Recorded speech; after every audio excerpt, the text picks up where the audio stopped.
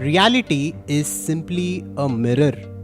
The external world is simply a reflection of your internal states. Now, one of the most profound philosophies and works that I have come across in my life was Reality Transurfing Model by Vadim Zealand. In this book, the author talks about how this reality is a mirror. And later on in my life, I came to the teachings of Adhvaitha Vedanta, which took my understanding even beyond all these teachings and gave me the essence of reality. So, in this important video, we will delve deep into the mirror principle. We will understand this from the perspective of Advaita Vedanta and from the perspective of transurfing to truly make sense of reality. And we will also find out how to work on our inner being and our personality to consciously create a life of holistic abundance and absolute fulfillment.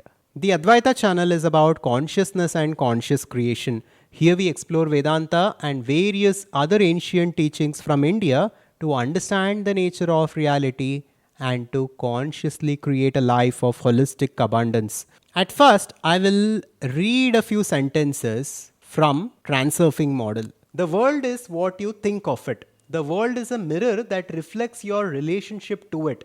Life is a game in which the world puts the same riddle to all its inhabitants.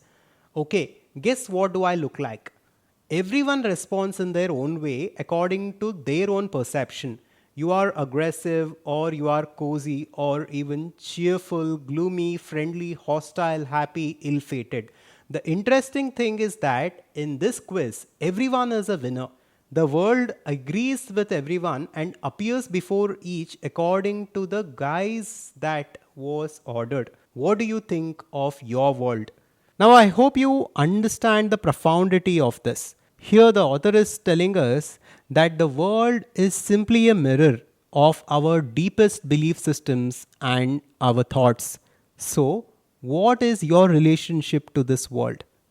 If you think about this deeply, and if you understand and if you become aware of your innermost beliefs and assumptions, you will see that your reality has been in alignment with your internal being.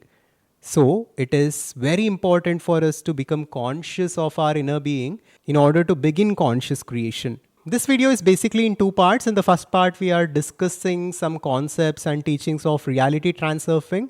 And in second part, we will go deeper into the teachings of Vedanta and how Vedanta explains this reality. Now, according to the reality transurfing model, the mirror of the world works based on three important laws. Law 1 states the reality mirror reflects the relationship that you have to the self and to the world. Basically, how do you look at yourself? Do you think that you are worthy, you are deserving, you are skillful, you are good and you deserve good things? And what do you think about this world? Do you think that this world is a kind place? This world is an abundant place?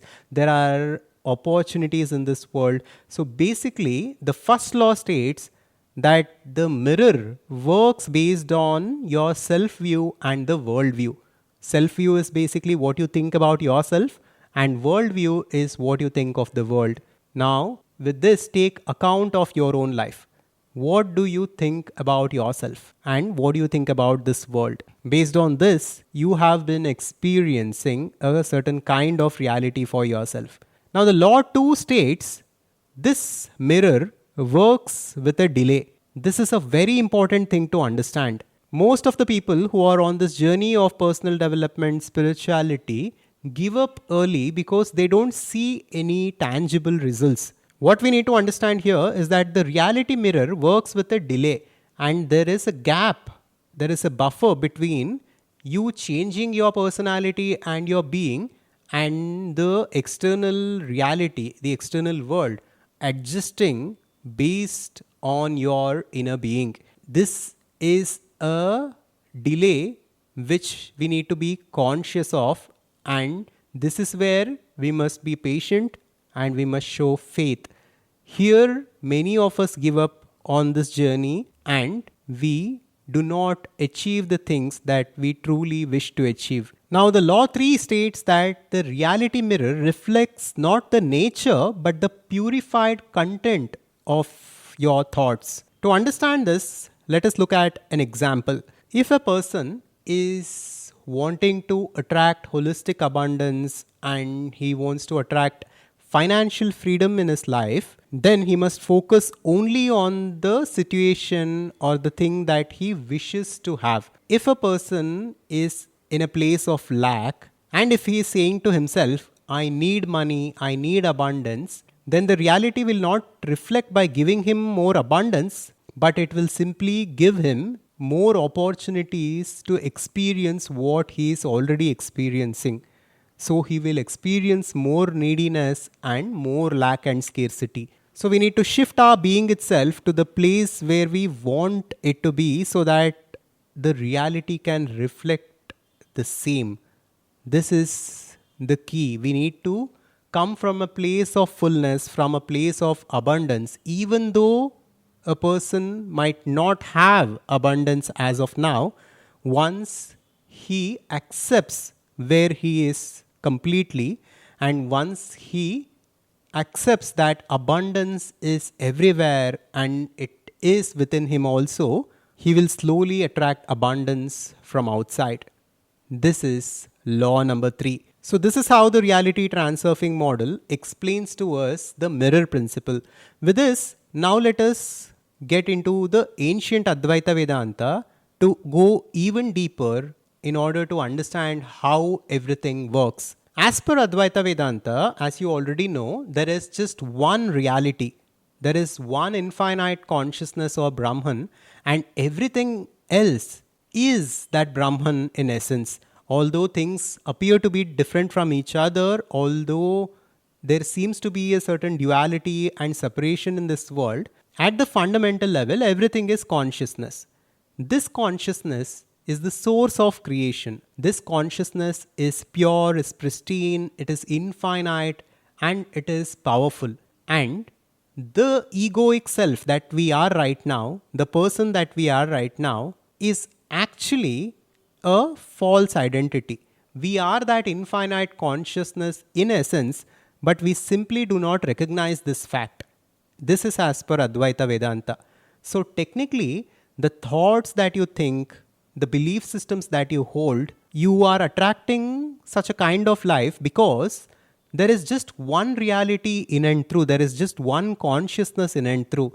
The same consciousness that is within you, which is the source of life for you, is also outside of you in the form of this external world. And each thought you think, each belief system you hold is being empowered and is being illumined by that infinite consciousness. So each of your thought will manifest in some way, whether it happens in a subtle way in your mind or whether it happens through actually manifesting as an object in the external world. Every thought, every belief system has an effect on reality. It has a profound effect on your personal reality. Now, on this very topic, I had a discussion with Swami Aparajita Nandji in our podcast. And let us hear what Swamiji has to say about this. Basically, the world is created to fulfill our desires. Hmm. Because who is desiring? None other than Bhagavan is desiring. Hmm. Who is the Jivatma? So, the essence of Vedanta is Tattvamasi Aham Brahmasmi. Hmm. So, as a Jivatma, I am desiring something. I may not know that I am Paramatma, but the fact is I am Paramatma. So, when Jivatma, the ego, when we are desiring something, it is actually Bhagavan who is desiring something. Hmm. And when Bhagavan desires something, the cosmos, the Prakriti has to manifest it. It is like when the king is ordering, his order has to be implemented. So it is very important for us to understand this, and it is very important for us to become more and more conscious of the thoughts we think and the belief systems we hold. This is why Astavakra said, Yamati Sagati Bhavet, which means however we keep our mind, such a reality will live. And this is why time and again Sri Krishna says in Bhagavad Gita, our beliefs make us who we are, and our mind can be our closest ally or our worst enemy. So we need to be very careful in terms of the personality we have. The good thing about this is that our personality is malleable and we can transform it and change it the way we actually want to live. This is so that we can live a life that we actually want to live. Our thoughts are like seeds planted in the fertile soil of consciousness. With attention and belief, which are like water and sunlight, these seeds grow into our experienced reality. But remember, from Advaitic perspective, this reality is ultimately Maya. The true reality remains the unchanging, non-dual Brahman. Our goal is not to get lost in the manifestations, but use them as a means to realize our true nature.